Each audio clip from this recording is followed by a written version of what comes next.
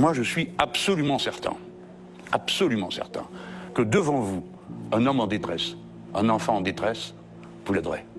Bien sûr, on ne peut pas accueillir toute la planète Terre, c'est pas possible. C'est clair. On a des soucis, on a des familles à protéger. Mais on je suis d'accord avec vous. Mais attendez, je serais d'accord sur un point, c'est de dire que, en toute hypothèse, le mieux c'est que les gens ne partent pas de chez eux. Donc on s'occupe de ça. Mais à l'inverse, quand on commence à tenir le raisonnement que vous tenez, dont j'admets la rationalité, vous ne dites rien qui n'est pas rationnel. Je vous pose la question, vous faites comment, vous faites quoi? Les solutions amenées par M. Zemmour, moi je les trouve correctes. C'est quoi? C'est de bloquer les frontières, Comment? Parce que personne n'est capable de le faire. Gaston Defferre avait une blague qui était horrible. Il disait, écoutez, nous on avait la Gestapo, la milice, la SS, et de l'autre côté, la garde civile franquiste. Et on passait quand même.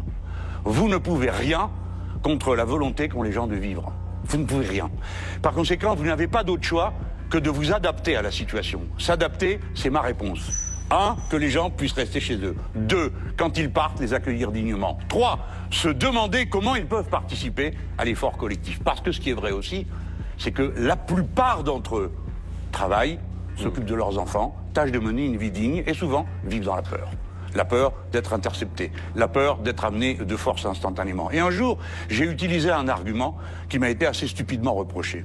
J'ai dit, écoutez, combien il y en a de clandestins?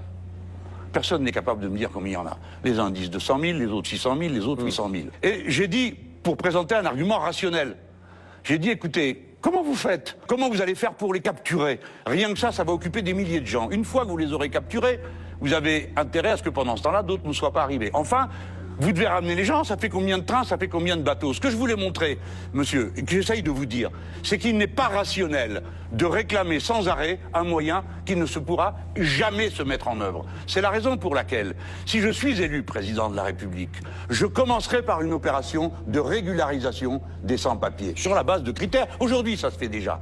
Mais oui, nous devons régulariser parce qu'il y en a assez de vivre dans la peur, dans l'angoisse, et que c'est insupportable. Alors, pardon.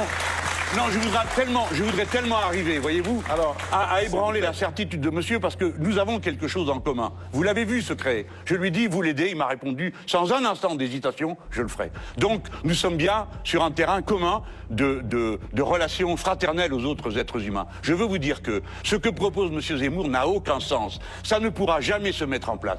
Et même pour terminer, je vais vous en dire une autre. Est-ce que vous êtes sûr, est-ce que vous êtes certain que dans un pays qui est en dessous du nombre de la reconduction de sa population, on a besoin de personne? Eh bien, pas moi.